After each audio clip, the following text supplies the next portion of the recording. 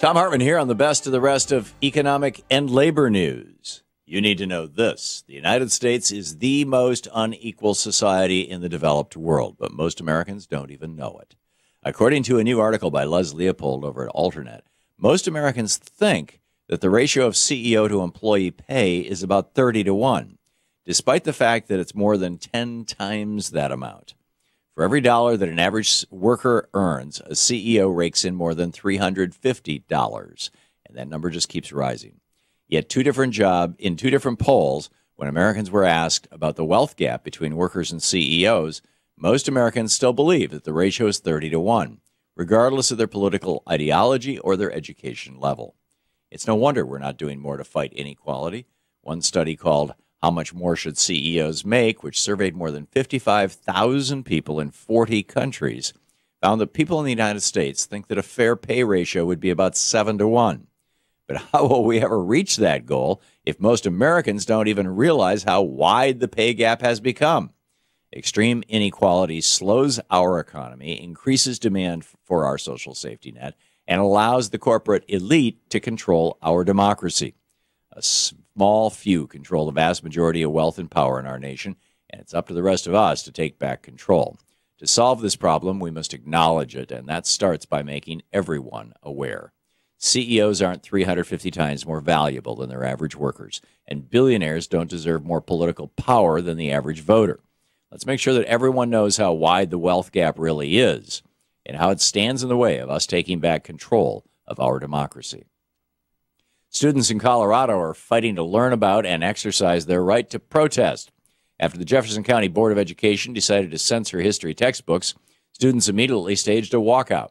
When the school board officials refused to back down on their plans to make textbooks more patriotic, students took the fight straight to their door.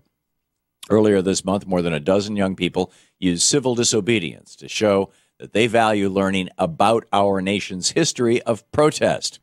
At that meeting, board members refused to let students speak, so the kids stood up one after another and recited historic acts of civil disobedience from their unedited history textbooks. When that group was asked to leave the meeting, another group of kids stood up and recited the Pledge of Allegiance. After all of the students left the meeting to protest outside the building, someone inside turned on the sprinklers to try to make them leave, but the kids refused. This amazing action by the students at Jefferson County shows exactly why civil disobedience and our nation's history of protest are so important. Scott Walker wants to treat poor people like criminals. Last week, the newly re-elected governor announced that he will propose a new program to drug test every Wisconsinite who receives unemployment or food stamps.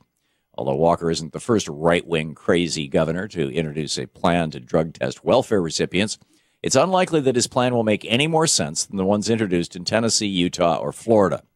First of all, every state that has ever tried to enact this discriminatory policy, or punitive policy really, has discovered the obvious that people who struggle to get by on meager government benefits don't have extra money laying around to spend on drugs.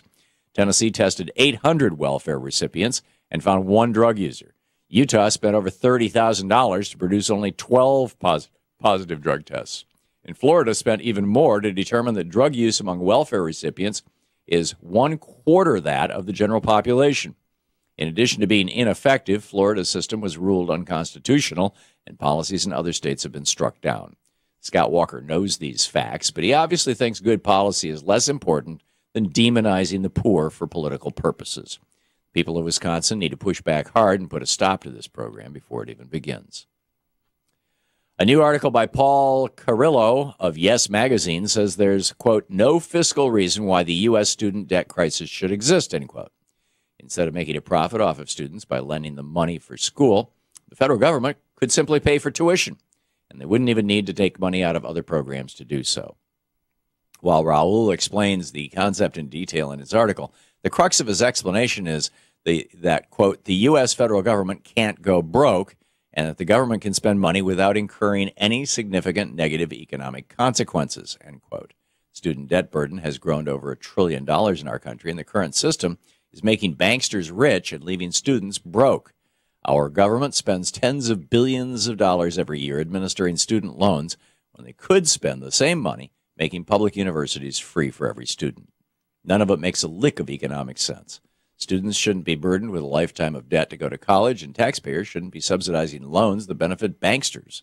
We can afford to change this system, so why aren't we doing it? And finally, low-wage workers at the U.S. Capitol building are fighting for fair pay. Last week, workers went on strike to demand $15 an hour and the right to unionize. Protesters were employees of a company called Restaurant Associates, which rakes in around $24 billion a year from you and me, the U.S. taxpayers. One of the protesters explained, "This is a great building to work in the land of opportunity, but unfortunately it's not for moms and dads like us who work here. This company makes millions and billions of dollars, and we're not seeing any of it." Many of the company's employees make $10 an hour or more, but they are often prevented from working full-time. One way or another, big corporations cheat too many workers out of a living wage. And that's the way it is for the week of November 17th, 2014. I'm Thom Hartmann on the Economic and Labor News. You're listening to the Thom Hartmann Program. And happy Friday! Greetings. What is it? Juma Mubarak and Shabbat Shalom and TGIF and everything else. Greetings, my friends, patriots, lovers of democracy, truth, and justice, believers in peace, freedom, and the American way. Thom Hartmann here with you, broadcasting on commercial radio stations from coast to coast, on Sirius XM all across the North American continent, on Pacifica stations across America, Europe, and Africa, on American Forces Radio, and every U.S. military base in the world, and simulcast as television by the Free Speech TV network on Dish Network, DirecTV, and several hundred cable systems around the country. It is Friday. It's time for Brunch with Bernie. Senator Bernie Sanders with us. And, Senator, welcome back. Great to be with you, Tom. Great to have you with us. I understand you had a question for our listeners. Well, I did, Tom. There's a lot that's going on in Washington, obviously. We want to talk about the Keystone Pipeline. I want to talk about immigration. We had a hearing just yesterday on the high cost of generic drugs, some of which have gone up by 1,000% in the last year and becoming unaffordable to many working families. But what I wanted to see if we could stimulate a discussion on today is the moral, economic, and political implications of the obscene level of income and wealth inequality that exists in America today. You know, as I think most listeners know, the United States now has by far the highest level of income and wealth inequality. You have a situation now where 95% of all new income generated goes to the top 1%. We have seen in recent years a proliferation of millionaires and billionaires at the same time as we have the highest rate of childhood poverty of any major country on earth. Median family income, that family right in the middle of the American economy is earning $5,000 less than the family earned in 1999. Male workers are earning $800 less in inflation accounted for dollars than they made 41 years ago. Women are earning less than they did 7 years ago. What does it mean? Is this an important issue? You know, one of the things, and you and I have chatted about this, that I find very frustrating as a United States Senator is that we talk about a whole lot of stuff, but we often don't talk about the most important issues facing our country. We just went through a whole campaign where we learned that certain candidates can shoot a gun better than others or castrate a pig better than others, but we didn't really talk about the most important issues. What does it mean when the top 1% owns more wealth than the bottom 90%? One family, the Walton family, owns more wealth itself than the bottom 40%. Is this an important issue? So are you looking for people to share their personal stories and thoughts? Jump in on this because, you know, essentially what we have our conservative friends out there are saying, well, yeah, that's right. Those facts are right. But you know what? That's the way it is. Some people rise to the top, where some people are lucky. Their parents are millionaires. Some people work hard. Some people are smart. Some people just don't have it. And that's the way it is. They're going to be making, $7.25 for their whole lives. What's the problem? That's the world that you live in. You know, the world's not fair.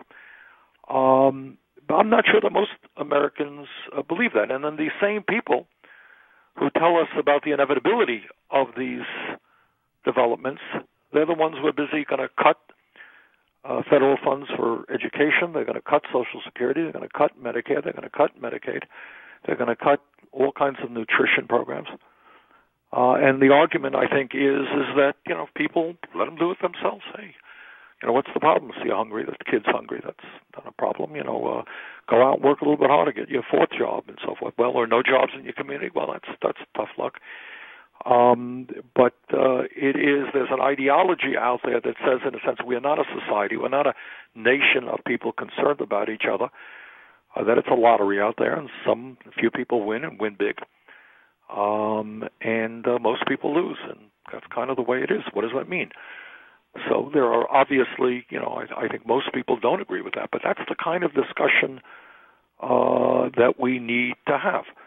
And I would hope that people give some, call in, make some comments, and have some discussion on that issue. What does it mean as a nation that so few have so much and so many have so little? And as a result of this disastrous Supreme Court decision on Citizens United, the billionaire class is now able to spend as much as they want on politics.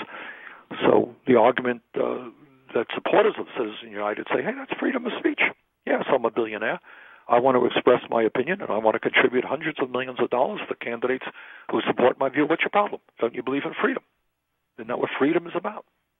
Well, the end result of that is I have my opinion on it. I think it's a disastrous decision, but I'd like to hear what other people think about it. So if people can kind of focus on the moral, economic, political implications of income and wealth inequality, what it means to our country and to the future of the country. If present trends continue, you're going to have people, the trends are that the rich are getting much, much richer, and most other people are getting poorer. What does that mean? All right, so that's one thing I hope we can focus on today. Other issues that I want to talk about is a hearing that we had just yesterday on generic drugs. Generics, as you know, Tom, are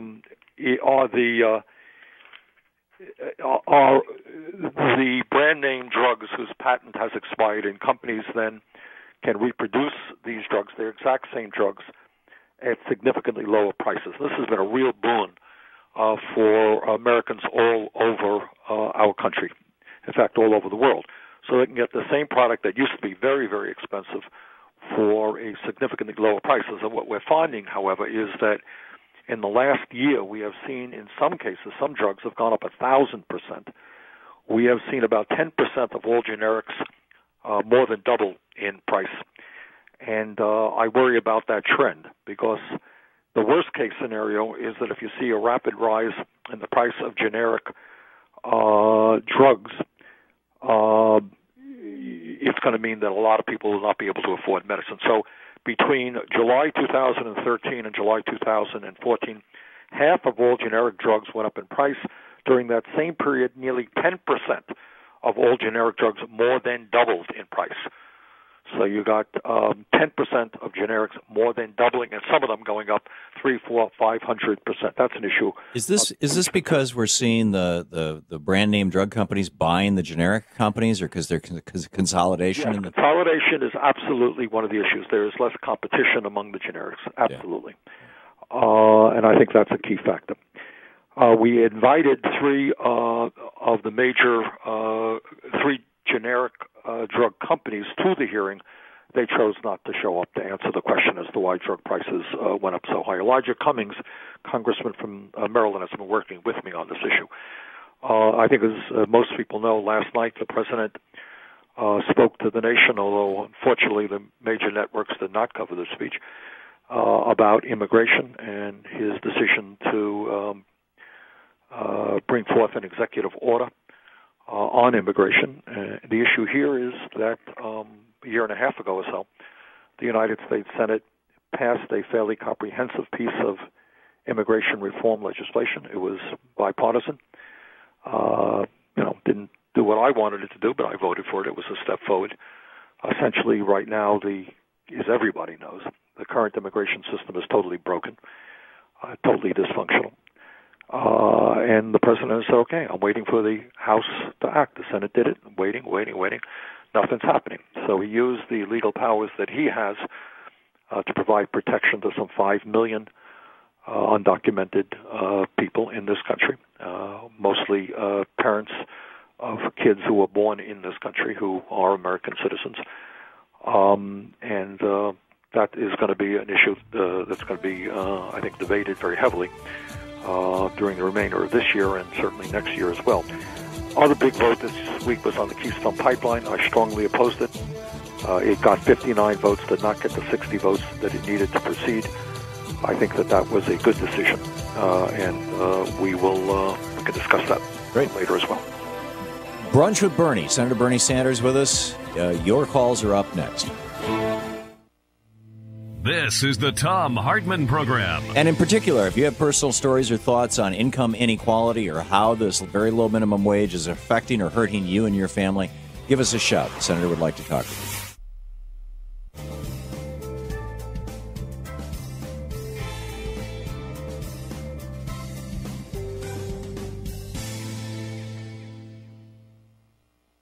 And welcome back. Corky in Rochester, New York, watching Free Speech TV. You're on the air with Senator Sanders. Hello, Senator Sanders. Why can't we just get the government off the union's backs? They got so many regulations about forming a union. It takes 5 years to go to get. Corky, stay on the phone with me, okay? Yeah. Your point is very well taken, but Corky, it is not the government. It is people in Congress who hate unions. Some of us... Congress is the government, aren't they? Well, good point. Usually we refer to the government as the administration, but Congress is, yes, it's an essential part of the government. But what I want you to say, it's not all of us. It's not the government. It is some people, mostly Republicans, who really hate unions. They do not want to see workers have the ability to organize, and they want to make it as hard as possible. We have to fight like hell just to get members on the National Labor Relations Board so they can listen to complaints from workers as unions, from workers and unions. So your point is a very good point. In my view, if 51% of workers in a shop, in a plant, sign a card to become a member of a union, that should be the end of the discussion. They should have the right to form that union. Not complicated, pretty simple stuff. What do you think? Yeah, I agree completely. You see, here's the thing with the unions. The Democrats never attack the Republicans for attacking unions.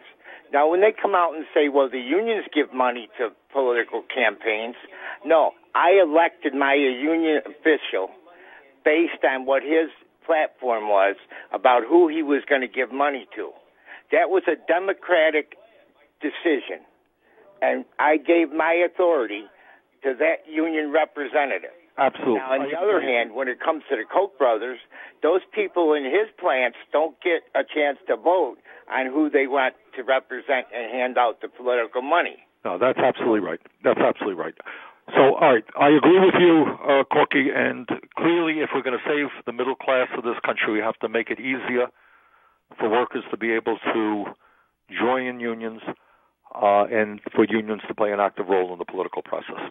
So you and I are in agreement. We just have 1 minute to the break. Let's take a quick question if we could. Okay. Jim, I have a quick question for Bernie, watching Free Speech TV in Lockport, Illinois. Yes, Bernie, it's Jim out in Lockport again. Yesterday with the president doing his executive order, one of the things that really wasn't brought out in this whole situation was the Republicans, when they've taken over Congress, they've only been there a third of the year. How does anybody in their right mind expect anything to get done when you're a part-time employee? Well, Jim, that's a fair point. I think it's fair to say that the Congress does not work particularly hard in terms of the number of hours we spend in Washington. But I think the more important point, you could spend 365 days a year there. These guys don't want to do anything. They don't believe that the government should play a role in protecting working people. Their job is to cut on programs that ordinary people desperately need. Corky a moment ago talked about unions. Their job is to destroy unionism in America. That's basically what many of them want to do. And then, they want to give tax breaks to the wealthy and the large corporations. It's not just that they're not working hard. It's what they're working on. It's usually their priorities are absolutely backward. We'll be back with more Senator Sanders right after this.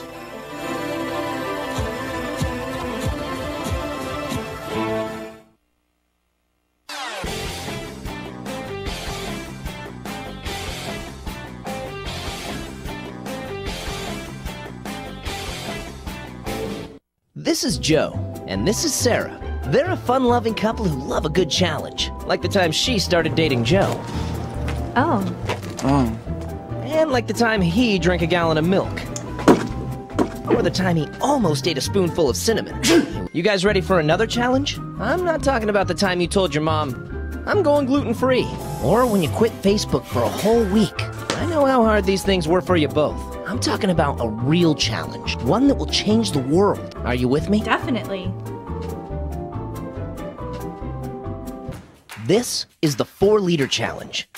For up to 5 days, you'll live on just 4 liters of water. That's 4 liters for drinking, cleaning, cooking, and bathing, too.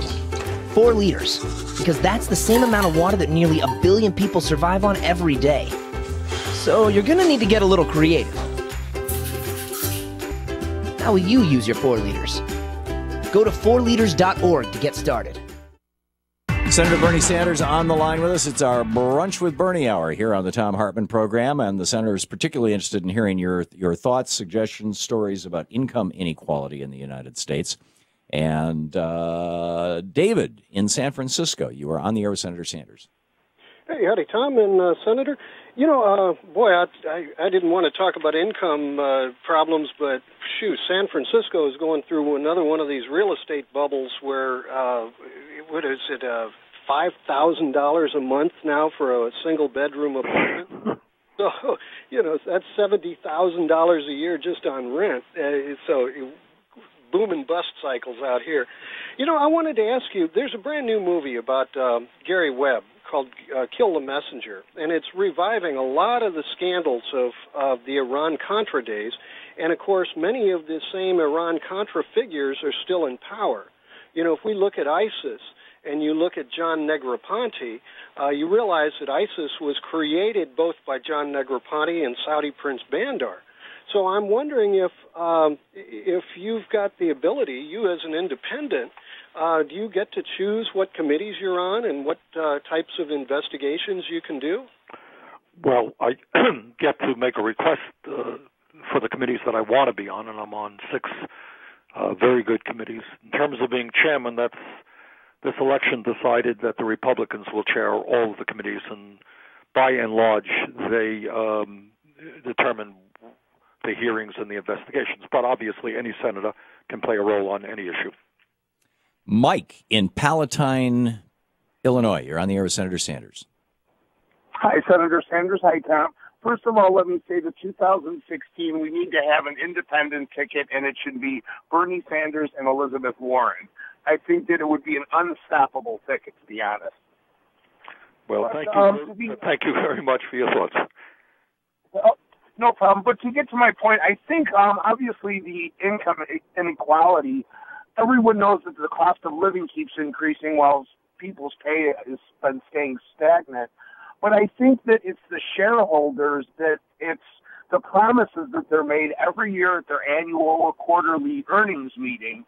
And I'll give you an example. I work at a very major, large chain hotel, and the food and beverage department brought in $11 million in revenue this year, which is a little over 5% from last year. Every other department, they were up also. There wasn't one department where they were down revenue. And yet, for next year, we went over the budget for next year, and the labor numbers have decreased by about 2 to 3%. So we have to cut our staff and cut our money spending on labor, but yet we're up in profits. And I spoke to the general manager, and he said, well, it was probably because the shareholders were promised more revenue next year, next fiscal year. Does that make sense to you? Yeah, well, I think that's probably what happened. One of the very serious economic problems that we face is that CEOs are forced to look very, very short-term, and that is what dividends will be in the next quarter, rather than long-term benefits of the company. So we see a lot of short-term thinking, not long-term thinking. And the end result of that is that the CEOs of large companies are making huge salaries. They're doing very well. Excuse me. Dividends are very, very high. And what we are seeing is massive layoffs in many parts of our economy. What we're also seeing Mike, is companies that are profitable in America shutting down here and moving to China, not because they're not making money here. It's because they can make even more money in China. And those are issues that need to be discussed, because if we do not create decent-paying jobs in America, whether it's your industry, the hotel industry, or manufacturing, there's no future for the middle class in this country. Michael in Imperial Beach, California. You're on the air with Senator Sanders. Hey, Mr. Hartmann and Senator Sanders. About the question you asked of Senator Sanders about income inequality. Tom has said numerous times that in the indigenous and native societies way back when, once that society realized that there was a faction within their tribe which is acquiring a lot more than everybody else, they try to kick them out of the tribes. I just don't think we can do that anymore. So I was wondering if you guys could expand on that. Thank you. Well, we can't kick them out of the tribe, but I think we certainly can bring people together to demand a more egalitarian society and less income and wealth inequality. I think the key issues here, to my mind, is that you start off with a moral issue. And I know that morality is not something we talk about a whole lot in politics. But are we comfortable as a nation when we have kids who are homeless in America, well over 1 million? When we have kids in America who are hungry, when we have young people who can't afford to go to college, at the same time as we see a proliferation of millionaires and billionaires. Is that the kind of country that we feel comfortable about when we look at who we are as a people? And not just the moral implications. We should talk about the economic implications and the political implications as well. It's our Brunch with Bernie hour. Senator Bernie Sanders on the line with us, taking your calls today with a special emphasis on income inequality. How is it affecting you? How do you think it's affecting the country? What conversation do you think we need to have? We'll be back with your calls for the senator. You're listening to the Thom Hartmann Program. Call 866-987-THOM. And be sure to check out Senator Sanders' website, sanders.senate.gov, and plug his name in over at Facebook and, of course, Twitter is Senator Sanders.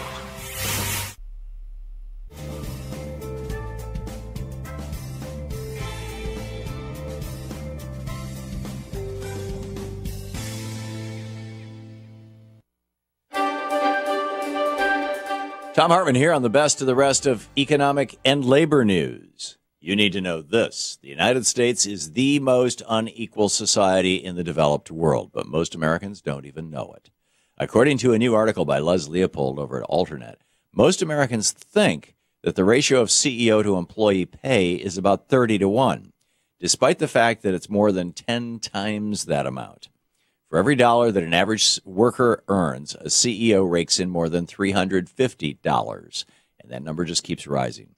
Yet in two different polls, when Americans were asked about the wealth gap between workers and CEOs, most Americans still believe that the ratio is 30-1, regardless of their political ideology or their education level. It's no wonder we're not doing more to fight inequality. One study called How Much More Should CEOs Make, which surveyed more than 55,000 people in 40 countries, found that people in the United States think that a fair pay ratio would be about 7-1. But how will we ever reach that goal if most Americans don't even realize how wide the pay gap has become? Extreme inequality slows our economy, increases demand for our social safety net, and allows the corporate elite to control our democracy. A small few control the vast majority of wealth and power in our nation, and it's up to the rest of us to take back control. To solve this problem, we must acknowledge it, and that starts by making everyone aware. CEOs aren't 350 times more valuable than their average workers, and billionaires don't deserve more political power than the average voter. Let's make sure that everyone knows how wide the wealth gap really is and how it stands in the way of us taking back control of our democracy. Students in Colorado are fighting to learn about and exercise their right to protest. After the Jefferson County Board of Education decided to censor history textbooks, students immediately staged a walkout. When the school board officials refused to back down on their plans to make textbooks more patriotic, students took the fight straight to their door. Earlier this month, more than a dozen young people used civil disobedience to show that they value learning about our nation's history of protest. At that meeting, board members refused to let students speak, so the kids stood up one after another and recited historic acts of civil disobedience from their unedited history textbooks. When that group was asked to leave the meeting, another group of kids stood up and recited the Pledge of Allegiance. After all of the students left the meeting to protest outside the building, someone inside turned on the sprinklers to try to make them leave, but the kids refused. This amazing action by the students of Jefferson County shows exactly why civil disobedience and our nation's history of protest are so important. Scott Walker wants to treat poor people like criminals. Last week, the newly re-elected governor announced that he will propose a new program to drug test every Wisconsinite who receives unemployment or food stamps.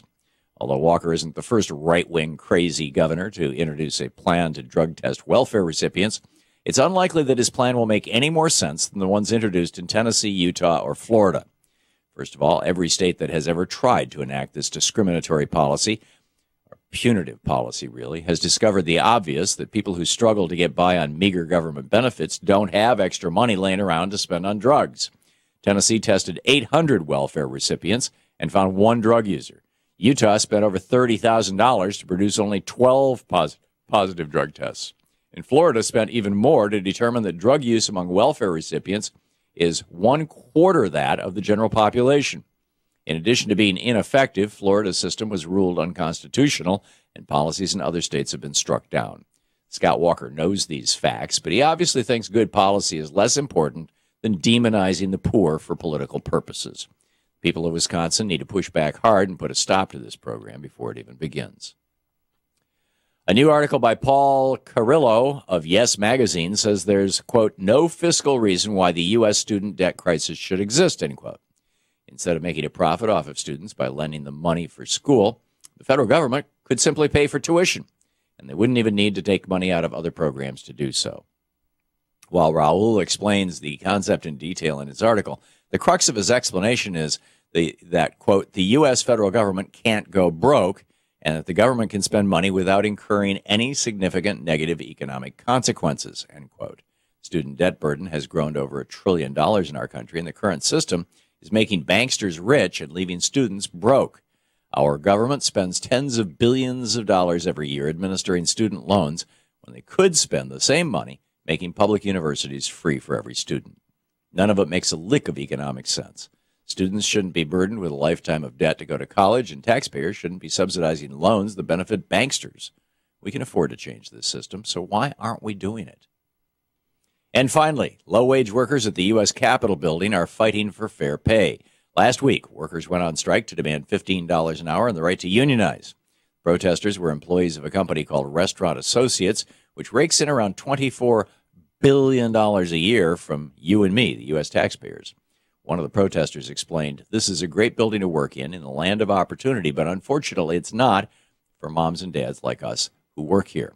This company makes millions and billions of dollars, and we're not seeing any of it. Many of the company's employees make $10 an hour or more, but they are often prevented from working full-time. One way or another, big corporations cheat too many workers out of a living wage. And that's the way it is, week of November 17th, 2014. I'm Thom Hartmann on the Economic and Labor News.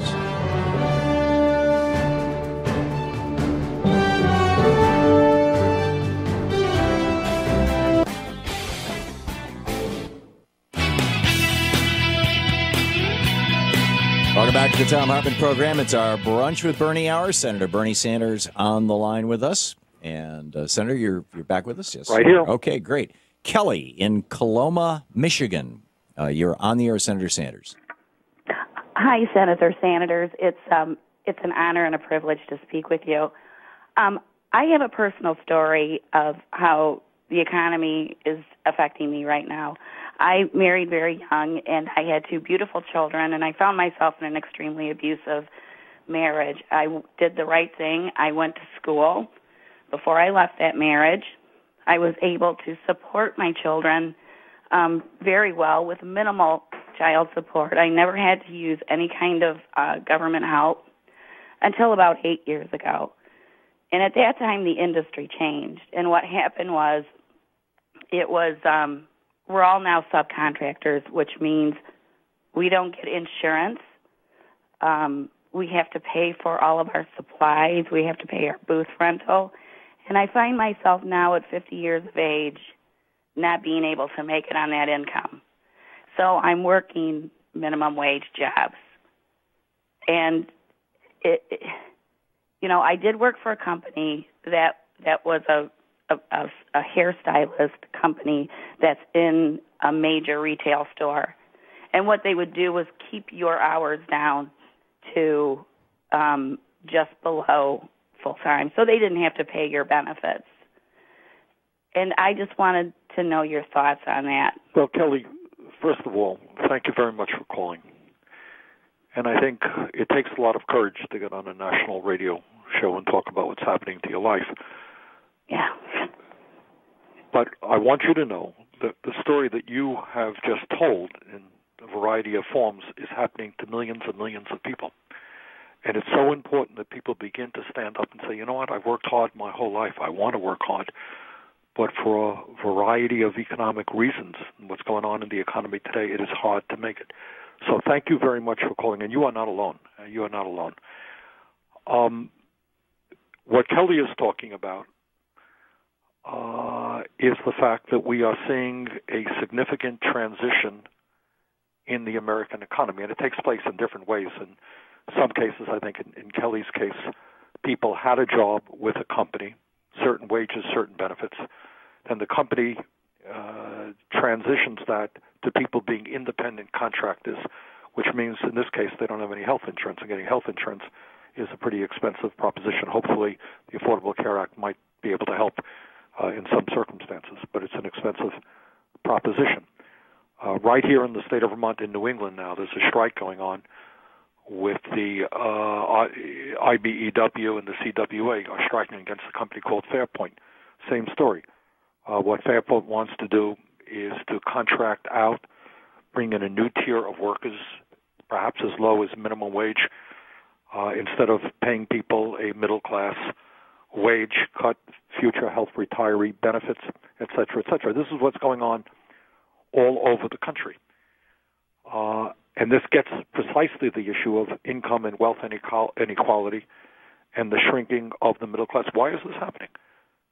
Corporate profits in general in this country are at record-breaking levels. The CEOs make huge salaries. The wealthiest people are doing phenomenally well.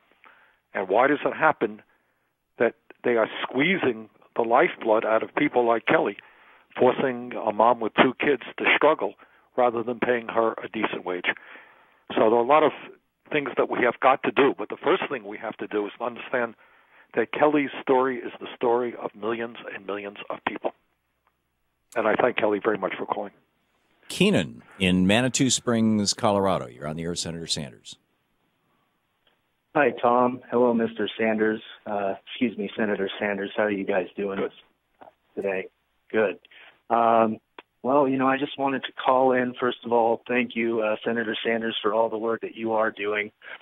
You bring a lot of hope to people that listen to this show and other shows that you're on and the things that you're doing. You as well, Tom.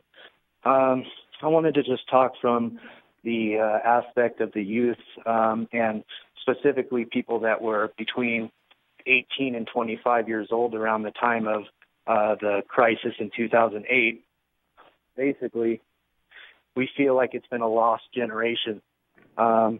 We were basically had everything taken away from us right at the time when we were going to create businesses, create something for ourselves, and have careers, and that was basically taken away from us.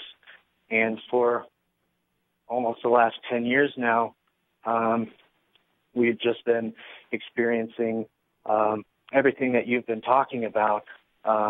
Yes, the woman that just called in, she's absolutely not alone in the fact that, we feel as the youth that the corporations have just taken advantage of us in every way. Before we can get our feet off the ground, they want to take our money, take anything that we could produce or provide. And we kind of feel like, and I can't speak for everybody, but I know a lot of people feel like we might just need to leave this country for a better place. And I hate to say that, but I really just don't know what else to do at this point. Well, Keenan, again, let me say to you what I just said to Kelly, and thanks very much for calling in. And again, Tom, Keenan is talking about an issue that gets almost no discussion at all, zero. Yeah. And that is the issue of unemployment and underemployment among young people in this country. So let me just reiterate what I often say. When you pick up the papers, they tell you that official unemployment is 5.9%, and the good news is that's a lot less than it was 6 years ago, and that's true and important. But real unemployment, including those people who are working part-time, who want to work full-time, including those people who have given up looking for work, real unemployment is over 11%. And getting to Keenan's point, youth unemployment today is somewhere around 20%. Now, when you have 20% of the young people in this country who are unemployed, don't you think this might be an issue that we should be talking about? And African-American youth unemployment is somewhere around 30%. So when Keenan talks about an entire generation getting pushed aside, not getting their feet on the ground, not being able to establish careers, he is absolutely right. And here's the problem. I mean, what makes the situation even worse, in a tight labor market, if you can't go out and get a job, often at the bottom, and you move up the ladder, that's the way it's done.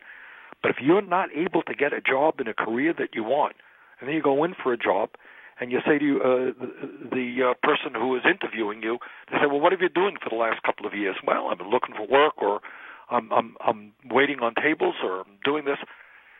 That in itself is held against you, despite the fact that there may not be any jobs there. People say, well, you haven't had a job in 2 or 3 years. I don't think I'm going to hire you.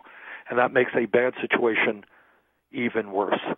So I appreciate Keenan raising the issue of youth unemployment and understanding that out of that recession, that Wall Street recession caused by the greed and illegal behavior on Wall Street, many, many lives were really, really hurt. And the young people probably bore the brunt of that.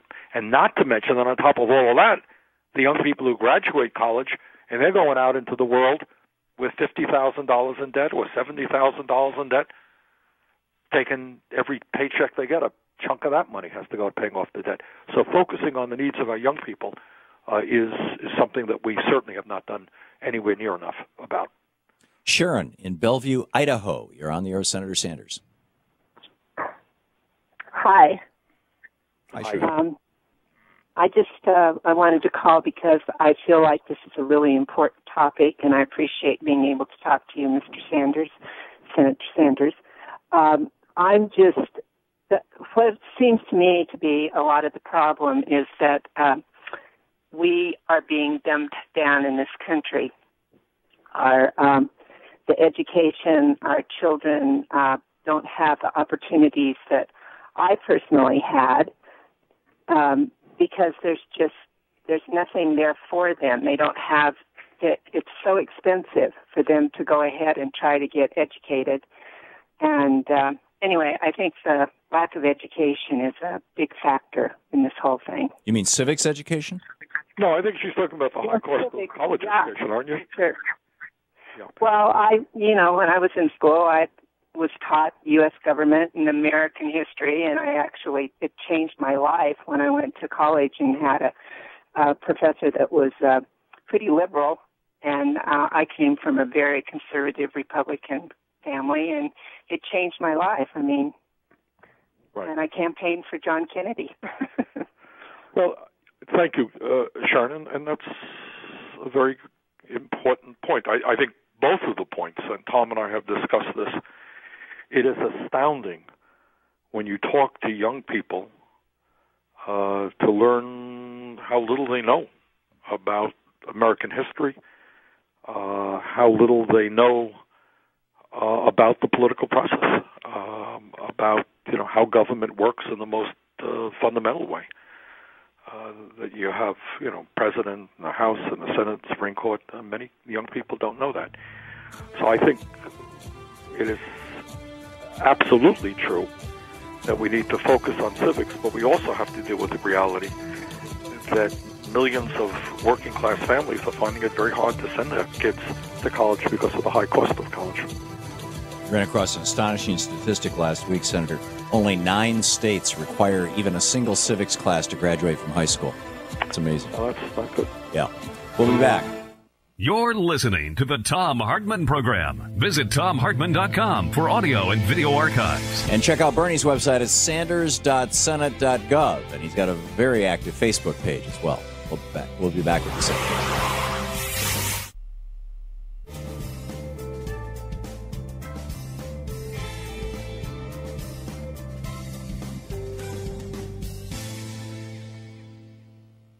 Welcome back. Diana, watching Free Speech TV on Direct TV in Agora Hills, California. You are on the air with Senator Sanders. Thank you. It's an honor to speak to you both. I have 2 quick points. First of all, Senator Sanders, I would like to see Bernie Sanders, Elizabeth Warren presidential ticket, and I teach college. I literally come into contact with hundreds of people. They all want to see that, and most especially, give us a chance through a crowdfunding presidential campaign setup to overwhelm you with public money. I'm chomping at the bit to do that. And also, with regard to income inequality, I would just like to see the term connected to this being actually employer wage theft. I would love for people anytime, anywhere, when they're talking about income inequality, to connect it to a form of employer wage theft. Thank you. Okay. Thank you very much, Diana. Let me just say a word about the presidential stuff. Obviously, I can't speak for Elizabeth. As I've said on this show many times, I am giving serious thought to running for president of the United States, but that is, as I'm sure all listeners know, that is just a huge undertaking, especially in this day and age when you know you have the Koch brothers and other billionaires out there in Wall Street and the military-industrial complex and the drug companies and the insurance companies and never-ending 30-second ads and all kinds of vicious attack machines out there. And the question that I'm wrestling with now is that if I run, I want to make sure that I can run a strong and winning campaign. I don't think it does anybody any good if the issues that we care strongly about, income and wealth inequality, having the United States join the rest of the world and guaranteeing health care to all people, raising the minimum wage to a living wage, demanding that corporations invest in America and create decent-paying jobs here, pay equity for women workers, dealing with the invasions of privacy that we see from the government and the private sector, all of the important issues facing this country that people feel strongly about. I have to make sure that there is the kind of grassroots support, and I thank Diana very much for what she just said. That's what we need all over this country, because it doesn't do anybody any good. It's not my ego involved. It doesn't do Diana any good or anybody else any good. People who believe in the need to rebuild our crumbling middle class in this country, to deal with the issue of poverty, unless we can run a strong campaign. And the only way we run that campaign is at the grassroots level. We're not going to have the money that our opponents will have.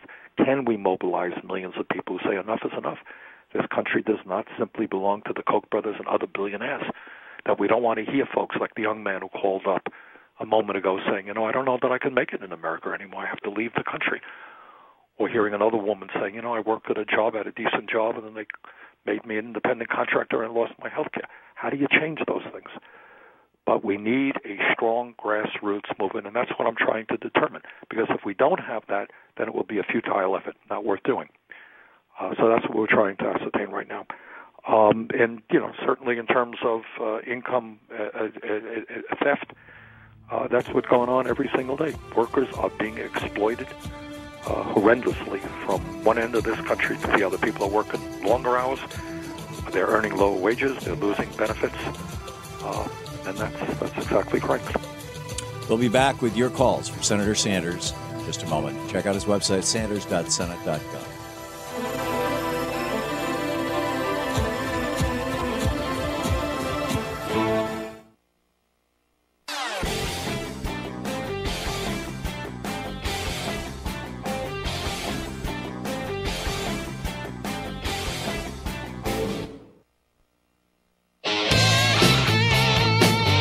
Welcome back to Brunch with Bernie, our national town hall meeting with Senator Bernie Sanders here on the Thom Hartmann Program. Corey in Seattle, Washington, you are on the air with Senator Sanders.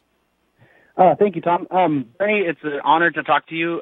Since the summer, hearing you on Thom Hartmann's program, I didn't know about you before, but you have become my hero because the billionaire class is taking over our presidential elections, and I'm looking ahead at 2016, and it looks like the only person the Democrats are going to put up is Hillary Clinton, and honestly, I want somebody more inspiring. I wanted to call you to say that I've never been involved in a political campaign, but I'm willing to start right now, and if I can leave you my email, I would love to be your Seattle grassroots campaign starter or join whoever's over here. And let me add a few words, please. These words were inspiring to me. Somebody very important told me them. If you're wondering if you can do this, I say you can, because there's nothing the Royal Navy cannot do. And that means, you can do anything you want. To be, act as if. So if you want to be something, act as if you are that already. And then finally, wait and see. And I think you're doing those things very well. And I just wanted to say, I hope you will be running for president. And I hope I can, spur you a little bit. Corey, let me thank you very much. That's very kind remarks. And, sometimes I hear people say, Bernie, you're my hero. I don't want to be anybody's hero. I want everybody to be a hero. We're all in this together. We all have different jobs. I'm a United States Senator. Other people working as harder than I am in different areas. Some are teachers, some are fixing automobiles, and some are plumbers and carpenters. We're all, people are working hard. What we do need, though, very significantly, and I thank Diana very much, who called up a moment ago, and Corey, who just called up, is we cannot, what bothers me so much is I hear young people say, politics is crap, I don't want to get involved, I'm not going to vote. 80% of young people didn't vote in the election a couple of weeks ago. And yet the Koch brothers and the other billionaires, they understand how important politics is. They voted, and they spent hundreds of millions of dollars on this campaign because they know what government can do. And what I believe very strongly is that we cannot turn our backs on those people who developed this country, who created this country, who fought for civil rights, who fought for women's rights, who fought for workers' rights, who did everything that they could to make us a nation in which all people had opportunity, all people did well. And we can't abdicate that to the billionaire class, and we can't give up on that stuff. So I think we all have got to be heroes in our own way, and we have to do things differently. We have to have the courage to reach out to our friends and our neighbors and say, you know what, you didn't vote, you're an idiot. Because you're complaining to me day after day that you're not earning enough money, you don't have any health care, you can't send your kid to college, and you're telling me you didn't vote? You're not participating in the political process? You're not electing people who are going to stand up and fight for your interests? You are not thinking about running for office? That's what a political revolution is about. When we change political consciousness, when people say, you know what, democracy means it's not just words, it's the reality that all of us can play a role in the political process. That's what, I think back, and sometimes I go to a lot of veterans issues. I'm chairman of the veterans. I go to a lot of veterans events. In fact, I'm going to be going to award a Purple Heart to somebody in an hour after the show. And I see people who died. I talk to people who fought in World War II, who were at Normandy, what they went through to preserve American democracy. And people say, well, I don't want to participate. So what the revolution is about, the political revolution is about, is standing up and saying, yeah, we're going to figure out how we can do it. There are a lot more of us than there are of them. Yes, the Koch brothers have all the money, but we can, in fact, beat them. But we don't do that unless that mentality changes, that we can do it. I mean, I think Corey's point is a good point. If we think that but it's not just Bernie Sanders. It's Corey, it's everybody else in this country. Can we make this country into a nation where all people have health care as a right? Yeah, we can do it. Can we stop jobs going to China and get people to reinvest in the United States and create decent-paying jobs here? Yeah, we can. 50 years ago in this country, tuition at some of the great public universities, University of California, City University of New York, state colleges all over America, you know what they were, Tom? You know what tuition was? It was free. Yeah. Let's remind people, loud and clear. Tuition 50 years ago was free. And then 50 years later, with all of the technology, all of the productivity, all of the global economy, you got millions of people who can't afford to send their kids to college. And all of the income goes to the top 1%. Think we can change that? Yeah, I think we can. Do we know how to do it? Yeah, we do. We have a pretty good idea. But it's a question of power. And it's a question of people organizing and, as Corey said, getting involved in the political process. And that's what needs to happen in this country. We have a minute and a half to the end of the show, Senator. Would you like to take another call, or do you want to? Let's take another one. Okay. Paul in South Lyon, Michigan. Quick question for Bernie. Yeah, thanks, gentlemen. Rachel Maddow and other so-called progressives have been attacking Harry Reid for not wasting half of the time left in the Senate to confirm Loretta Lynch.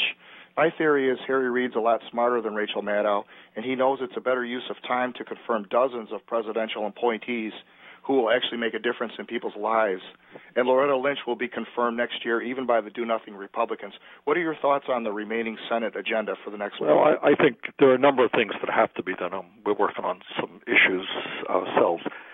But I do think that what Reid did, which is a big deal, is he changed the rules. He got furious, as we all did, that not only were the Republicans preventing us from dealing with the important issues of jobs, minimum wage, pay equity, etc., but they were preventing Obama from getting his nominees, even fairly low-level nominees, through the process. They were filibustering them. So he changed the rules requiring 60 votes to majority vote.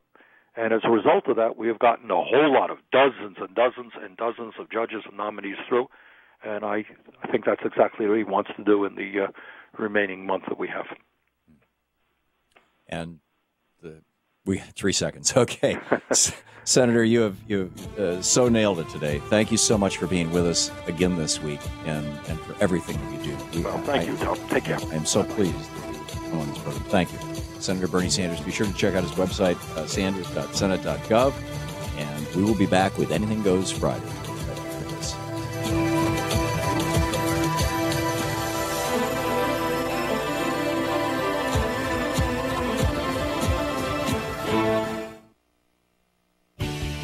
You're listening to Thom Hartmann.